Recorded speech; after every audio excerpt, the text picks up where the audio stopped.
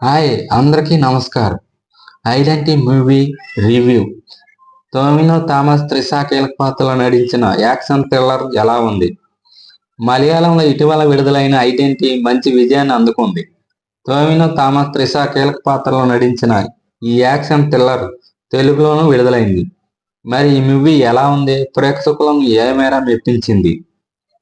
మిన్నలాల్ Murali, MRM చిత్రాలతో తెలుగు ప్రేక్షకులకు దగ్గరైన మలయాళ హీరో టొవినో థామస్ ఇప్పుడు ఆయన త్రిషతో కలిసి నటించిన ఇన్వెస్టిగేట్ యాక్షన్ థ్రిల్లర్ ఐడెంటిటీ. ఇప్పటికే మలయాళంలో విడుదలైన ఈ సినిమా ఇప్పుడు అదే పేరుతో తెలుగు ప్రేక్షకుల ముందుకొచ్చింది. మరి ఈ చిత్రం కథ ఏంటి? ఇది సినీ ప్రియులకు ఎలాంటి అనుభూతి అందించింది? కథ ఏంటంటే, ఓ ప్రముఖ టీవీ ఛానల్లో ఇన్వెస్టిగేట్ జర్నలిస్ట్గా పనిచేస్తుంది అలీసా. త్రిష.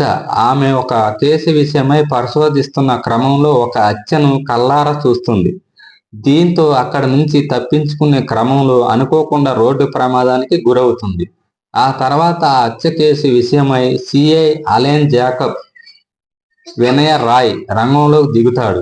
ఈ కేసులో కీలకమైన ప్రత్యక్ష సాక్షి అలీసాకు హంతకుడి నుంచి ప్రాణాన్ని ఉండటంతో ఆమెను మరో పేరుతో ఓ చోట ఉంచి విచారణ చేయటం ప్రారంభిస్తాడు.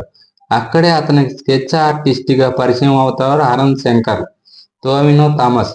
అతను అలీసా చెప్పిన విషయాల ఆధారంగా హంతకుడి ఊహా చిత్రాన్ని గీసి అలీనాకు ఇస్తాడు. కానీ రోడ్డు ప్రమాదంలో మెదడు దెబ్బతినటం వల్ల అలీసా మనుషుల్ని గుర్తుపట్టలేకపోతుంది. అప్పుడే అలీనాకు కేసు విషయమై ఓ క్లూ దొరుకుతుంది.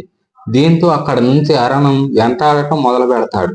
మరి ఆ తర్వాత ఏమైంది? అసలు అరుణ్ శంకర్ ఎవరో? తన స్కెచ్ ఆర్టిస్ట్ గా అలీన్ కేసులోకి ఎందుకు వచ్చాడు? ఈ కథలో సుప్రియ గోపాల్, మందిరా బేటి, రఘునాథ్ చిన్నప్ప, ఆదిత్య మేనన్ పాత్రలకున్న ప్రాధాన్యత ఏంటి అన్నది సినిమా చూసి తెలుసుకోవాల్సిందే.